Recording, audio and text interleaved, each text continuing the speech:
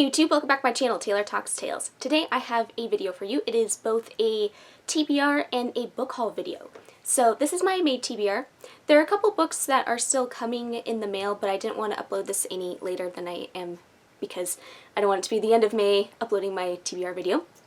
And a lot of these books here are books that I recently purchased just because my library is closed, so I've been buying a little bit more books than I normally would, but at least I'm trying my best to support independent booksellers, even eBay sellers, just various people, just trying to help out and cross my fingers that all these bookstores can stay in business after all this is done and over with. So let's get into it. A few of the books I have already read, but I'm not going to really say too much about them. I'll do that in like a wrap-up video, but let's get into it. So the first book is Dear Laura by Gemma Amor. And this one is a novella. I've already read this one, and essentially it is about a young girl. She is 13 years old and her friend disappears. And the friend is not found, but she starts getting these mysterious letters on her birthday titled Dear Laura, and it's about the death of her friend slash, mystery surrounding it. And it appears that it's the man who killed her friend. She wants to know where Bobby, the boy, is buried. And so she starts giving into these demands because essentially the killer wants certain things from Laura, like everything from like a used sanitary pad to, it just escalates from there. And it's very good. I really enjoyed it a lot. I'm not going to say anything more about it, but it was very creepy and it's a nice, fun little horror novella. Next book, I also read this one already. It is The Devil All the Time by Donald Ray Pollock. And this book is what I call gritlit. I wouldn't necessarily call this a horror novel per se. I know it can be found in the horror category, but for me, it's more like a noir or like kind of a gritty crime thriller. Like if you enjoy, I would say like Blood Meridian or some Cormac McCarthy or No Country for Old Men, that kind of style, I think you would like this book. And it follows this cast of characters who live in this small town of Ohio, and then a few of them live in like West Virginia and sort of the surrounding area. So it's like this Appalachian horror, noir, crime situation. And it takes place in the 50s and 60s, and you follow this one boy in this one timeline and his father, and then you follow these two serial killers who go on a killing spree together, and then there's like a small town sheriff, and it's just a very interesting book. It's sort of hard to describe without spoiling too much, but if you are looking for a gritty book, this was a good one as well. Next up, I have been sort of in the thriller mood as well. I always love horror, but I do like a good thriller. So I picked up Darling Rose Gold by Stephanie Robel. This one is, it's more complicated than a simple retelling of like the C.C. Blanchard. I'm not sure if you've heard of that true crime case. It's pretty famous, where it has like Munchausen by proxy syndrome to it, but it's basically C.C. was sick, supposedly, but turns out that her mother was making her sick for so many years, and then things escalated and people ended up dying, and it's a very fascinating case. But this book, it's a take on that, but twisted to be very different, and it's told in both the mother and the daughter's point of view, first-person point of view, and it alternates between chapters, and it's about the mother getting out of prison and then goes to live with Rose Gold. Rose Gold is the main girl who for 18 years of her life was throwing up constantly, and they never figured out what happened to her, and it's a gripping thriller. I won't say any more about it, but this was a very interesting one. Next one is another thriller. This is A Good Girl's Guide to Murder by Holly Jackson. This one is, I'll just read the inside plot for you. Everyone in Fairview knows the story. Pretty and popular high school senior Andy Bell was murdered by her boyfriend, Sal Singh, who then killed himself. It was all anyone could talk about, and 5 years later, Pip sees how the tragedy still haunts her town. But she can't shake the feeling that there was more to the story. She knew Sal when she was a child, and he was always so kind to her. How could he possibly have been a killer? Now a senior herself, Pip decides to re-examine the closed case for her final project, at first just to cast doubt on the original investigation. But soon she discovers a trail of dark secrets that might actually prove Sal innocent, and the line between past and present begins to blur. Someone in Fairview doesn't want Pip digging around for answers, and now her own life might be in danger. So, this is a young adult thriller. I read this in one sitting, and I'm definitely going to be doing a review on this because this was fantastic. I loved it, and I can be a little bit picky with young adult thrillers, but there's just a lot to talk about with this book. But if you enjoy true crime, you will like this. Alright, next one up is a horror novel. It is Camp Slaughter by Sergio Gomez, and this one is one of those kind of cabin in the woods type stories where there's this like supposedly haunted cabin, but not a lot of people know the background behind it. And then there's another cabin where some friends go for a weekend get together, and it's supposed to be the most secluded cabin in all of Pennsylvania, and right away you know that there's a killer in the woods. And what's cool about this book is that it takes a lot of very overly used tropes and twists it a little bit, and it's just very solidly written and very enjoyable. I'll also be doing a full-fledged review on this, but this was a very fun little horror novel. Alright, next one we have is The Boatman's Daughter by Andy Davidson. There's the cover. For some reason, when I first picked this book up, I thought this was a mandrake. I don't know why. From Harry Potter. It just kind of looked like that to me. So this one, I'm going to read the back because it sums it up pretty well. Alone since her father was killed when she was just a child, Miranda Crabtree has kept her head down and her eyes up, ferrying contraband for a mad preacher and his declining band of followers to make ends meet, and to protect an old witch and a secret child from harm. But dark forces, both human and supernatural, are at work in the bayou, conspiring to disrupt the rhythms of Miranda's peculiar and precarious life. When the preacher makes an unthinkable demand, it sets Miranda on a desperate, dangerous path, forcing her to consider what she will sacrifice to keep her loved ones safe. Excited for this one. I love Southern Gothic horror and things that take place in the bayou and magic. I'm hoping that there's some magic involving this witch, so this should be pretty fun. Next up is Dark Ride by Ian Rob Wright, and just take a look at this awesome cover. I love this cover a lot. So this pretty much is a horror novel. It takes place at an amusement park.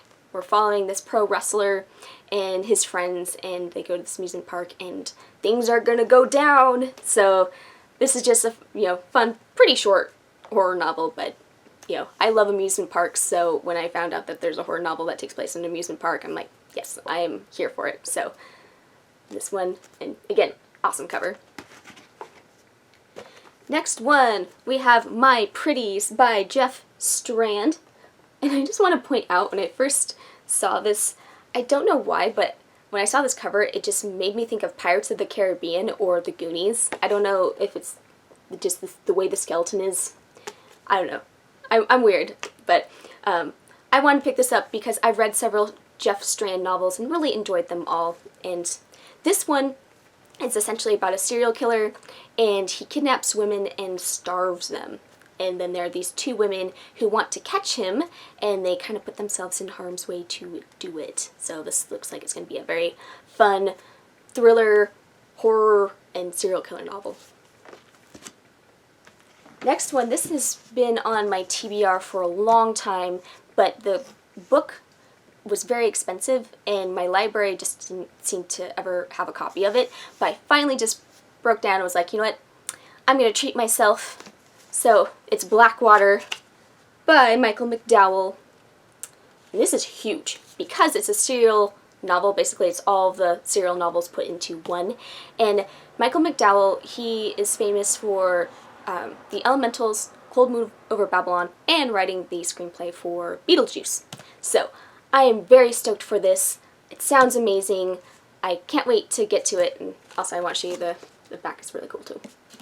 But this is essentially, it's going to be like a Southern Gothic horror novel about this woman who is not as she appears to be. She gets discovered alive when she shouldn't have been alive in this hotel in this small town that gets flooded, and then things go from there. And I don't want to really know too much more about it aside from that, so I'm really excited for this. Alright, next one we have is Terminal by Michael Brent Collings. And I also like this cover quite a bit as well. The aesthetic of it is really neat. I've already read this one. And this one is about a bunch of people. They are in a bus terminal, and things start to happen, and there's a fog that rolls in, and suddenly they get instructions that they cannot leave. Only one person can leave. Everybody else is going to die, and they have to vote for this person, and it has to be a unanimous vote. And people start dying, and you get to see sort of a background on who these people are, and it's, you know, sort of a thought-provoking thriller horror novel with, you know, a lot of things happening. So I will be doing a review of this. Next one, I am so excited that I got a copy of this because I love Stephen King, as you may know. I finally got a copy of If It Bleeds. I was so excited. And what was really interesting is I did purchase this. Most of these books were not ordered off of Amazon, but this one I broke down and did order off of Amazon. And what's strange is that it came within like 2 days of me ordering it, which most of the books I've been ordering take forever to come from Amazon because books aren't an essential item. I got this, and I'm going to read the inside flap just because it's great. Readers adore Stephen King's novels, and his short stories are their own dark treat, briefer but just as impactful and enduring as his longer fiction.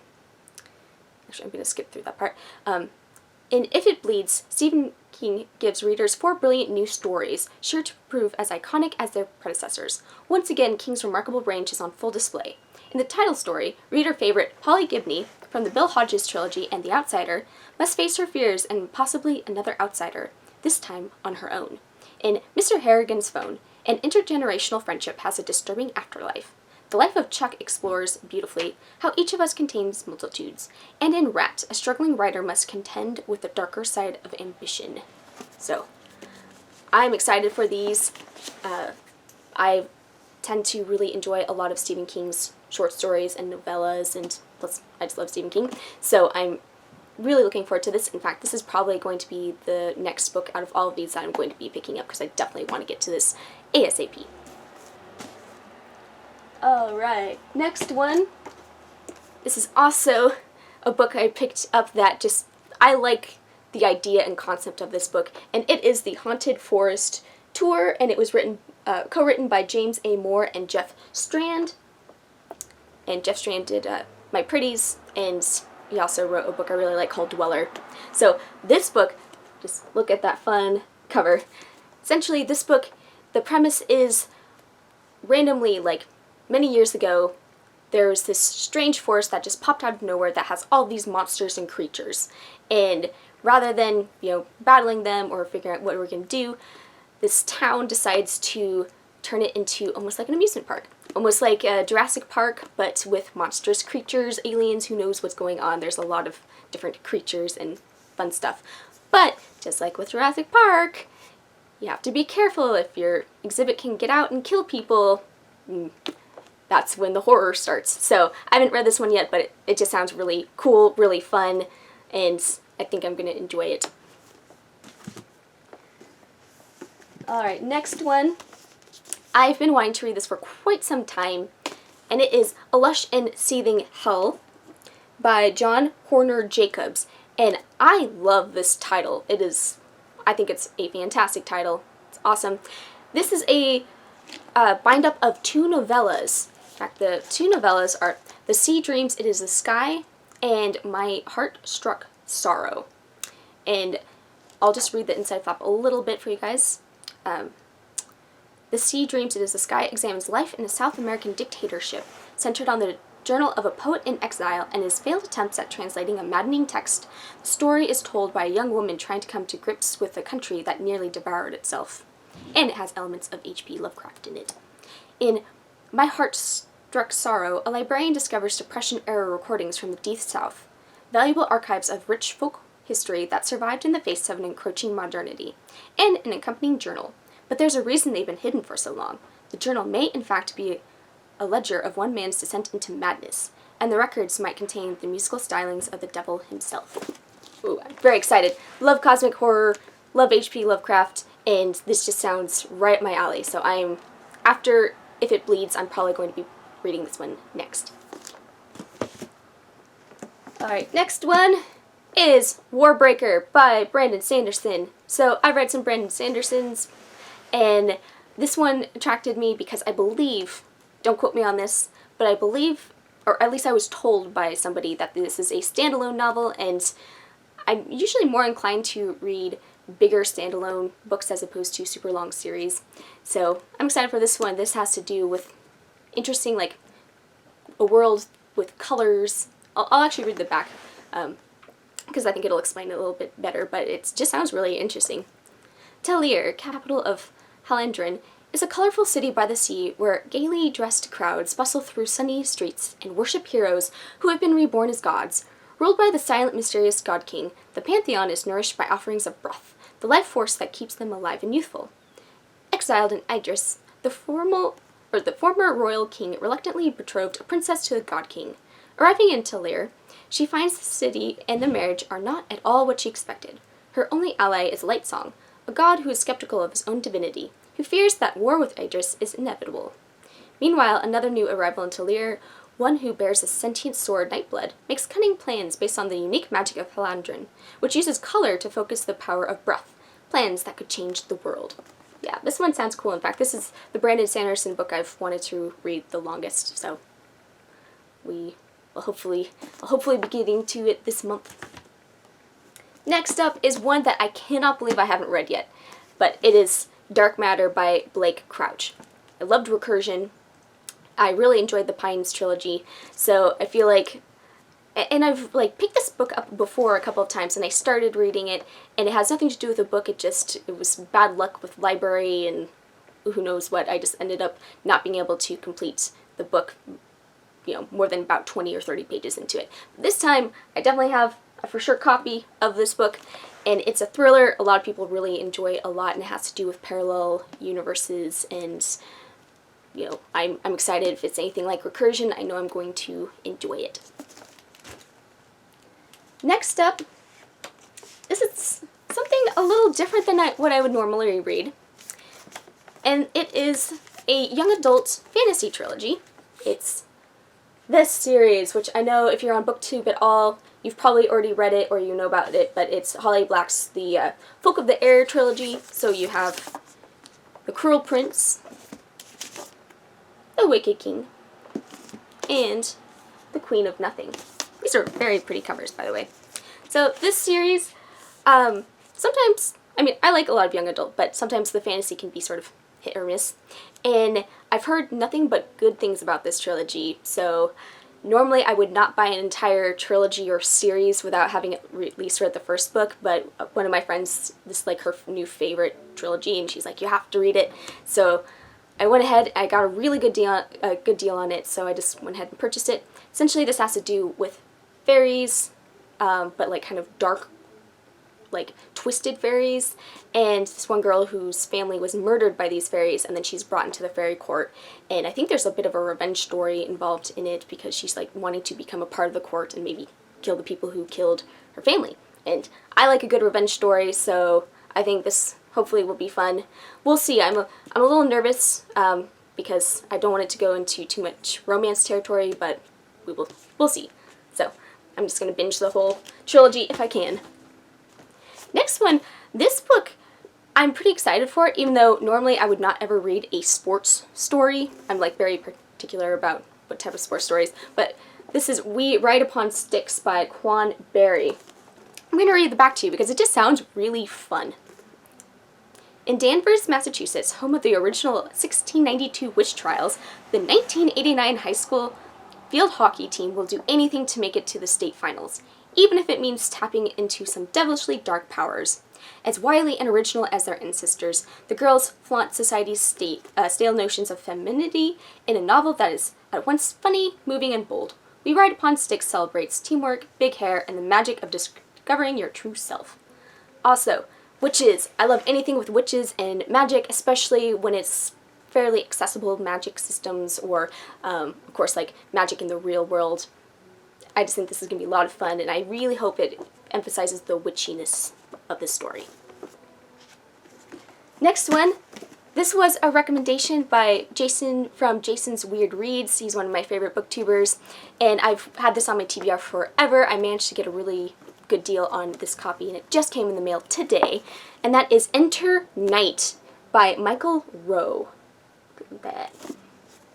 So this book is, I love stories that have like evil in a small town, and this book takes place in 1972, and it has vampires in it, but I'll just read the back because it sounds really good. The year is 1972. Widowed Christina Parr, her daughter Morgan, and her brother-in-law Jeremy have returned to the remote northern Ontario mining town of Parr's Landing, the place from which Christina fled before Morgan was born, seeking refuge. Dr. Billy Lightning has also returned in search of answers to the mystery of his father's brutal murder. All will find some part of what they seek and more. Built on the site of a decimated 17th century Jesuit mission to the Ojibwa, Parr's Landing is a town with secrets of its own buried in the caves around Bradley Lake. A 300-year-old horror slumbers there, calling out to the insane and the murderous for centuries, begging for release, an invitation that has finally been answered. One man is following that voice, cutting a swath of violence across the country, bent on a terrible resurrection of the ancient evil, plunging the town and all its people into an endless night. Yeah, I'm very excited for this one, too. Alright, only a few more. Sorry this is getting a bit long, but I just have a lot of awesome books that I have planned for this month. Alright, this one is John Saul's The Blackstone Chronicles. So, this is a bind-up of all the serial novels. Just like with Blackwater, this is a bind-up of 6 different serial novels. What's interesting about this book is it all ties into this insane asylum called Blackstone, and these items from this insane asylum end up getting distributed to people around this town, and each of the titles has to do with an object. So the objects are doll, locket, dragon's flame, handkerchief, stereoscope, and then the last one is just the asylum. So this will be very interesting. I've read a couple John Saul's books. I find him, I like some of his, and others are just okay, but I am very excited for this, especially since it's supposed to be one of his best works. So this will be a fun read. Next one is Ride the Starwind, which, just take a look at this very awesome cover. So this book, I picked this up, of all these books, most of these books I purchased or already had on hand at the library, but all the books that were not library books I purchased, except for this one I've had on hand for over a year now, and I got this at Crypticon. Crypticon is this really awesome horror convention here in the Seattle area. I go to it every year with my cousin and friends, and it's always a blast. And I picked this up from the editor and owner of Broken Eye Books. This is just a collection of H.P. Lovecraft-based stories and cosmic horror and space opera and all of that jazz. So this is a short story collection, and I'm looking forward to it. Hopefully there's some really good stories in here. Next up is a nonfiction that I'm going to be reading, because I'm trying to read a little bit more nonfiction every month, and this is Quiet: The Power of Introverts in a World That Can't Stop Talking. I'm an introvert, so I figured I've wanted to read this book for many years, because sometimes I feel like as an introvert, some people just don't quite understand, and I'm just interested to explore the world of introverts. So that's this book. These next 2 books are books I'm very interested in reading as well, and they are part of the same, basically the same person organized and edited these. They are Tales of Addiction Horror. So we have Garden of Fiends, Tales of Addiction Horror, and then we have Lullabies of Suffering, and this is also more Tales of Addiction Horror, which I do think this cover is very cool. So these are just short story collections and novellas. In fact, I think this is more novellas and this is more short stories. Like Jack Ketchum writes a story in this, and of course Keelan Patrick Burke is in both of these awesome short story collections, and like Carolyn Kepnes has a story in here. So there's some good names in these stories, and like anything, you know, if you've been touched by addiction, you know how horrifying it is, whether it's you or a loved one, and so I'm going to be really interested to see how these books handle that sensitive topic. I think it's a really good genre to explore that, because I think, you know, I think it really captures the feeling of addiction best is horror, so I'm looking forward to these. Alright, and then the last three are kind of at the bottom for a reason. I mean, I have been really wanting to get to the Goldfinch, so I don't want to put this off, but it is very large. But I'm still looking forward to it, and I know that, like, Edward Lauren, he is also a booktuber I really like. He really loves this book, so I'm like, I gotta get to it. And especially since I love The Secret History by Donna Tartt so much. So this is definitely on, you know, I definitely do want to get to it. It's just a little bit lower than some of the other books. You know, I would rather read If It Bleeds than this one, but still sounds really cool. And this is basically about a boy growing up after his mother dies in this terrorist attack, and it's more complicated than that, but it's, you know, it does involve this piece of artwork called the Goldfinch, and an obsession and maybe a bit of a coming of age element to it. And then the last two, we have Bearskin by James A. McLaughlin. I love wilderness books, and I try to read at least one wilderness book a month, and this one is a bit of a mystery and thriller. It's about a gentleman who is, I believe, an ex-con, and he takes up a job as like a forest ranger, and he starts finding dead bears everywhere, and he's trying to solve the mystery of who's killing the bears. And it's not just that, but it gets into some sort of shady territory. There's something else going on. So it sounds really cool. It's set in the Appalachian area, and I just think it's going to be fun and gritty, and I hope there's a lot of like wilderness scenes and, you know, nature appreciation. And then the last one is A Big Ship at the End of the Universe by Alex White. So I really enjoy A Long Way to Small Angry Planet series. I also like Firefly. I'm not a big TV show fan, but I really enjoy Firefly the TV series. And for some reason this book just kind of is, I'm hoping it's going to scratch that itch that I've wanted for some kind of like cozy space story with friends and, you know, cool people on a ship. I'll read the back really quick, but I think this is going to be hopefully that book. A washed-up treasure hunter, a hotshot racer, and a deadly secret society. They're all in a race against time to hunt down the greatest warship ever built. Some think the ship is lost forever, some think it's been destroyed, and some think it's only a legend. But one thing's for certain. Whoever finds it will hold the fate of the universe in their hands. And treasure that valuable can never stay hidden for long. In fact, actually, that's where I got it. There's a blurb on here. Do you miss Firefly? Do you want it back? Well, sorry, not gonna happen, but this book is damn close. So, I'm looking forward to this. I do like sci-fi quite a bit, so hoping to, although this is sort of at the bottom because I've got some other books I'm prioritizing, but hopefully I get to this. And then I have a couple other books coming in the mail. I unfortunately, you know, wasn't able to get them into this video, but I didn't want to wait too long, so at some point I will be able to talk about those books that are coming in the mail. So let me know what you guys are reading for the month of April, or May, I apologize. Quarantine brain. Time is an illusion when you're in quarantine. No, but what you're reading in May, and if you've read any of these books, let me know what you thought about them. If you're planning on reading of them, let me know. We could always do a buddy read or something. So anyway, thank you guys so much for watching my video. Please like, comment, rate, subscribe, and I will talk to you guys later. I've got a couple of fun videos planned for the next week or so, so stay tuned for that. Have an awesome day. Happy reading.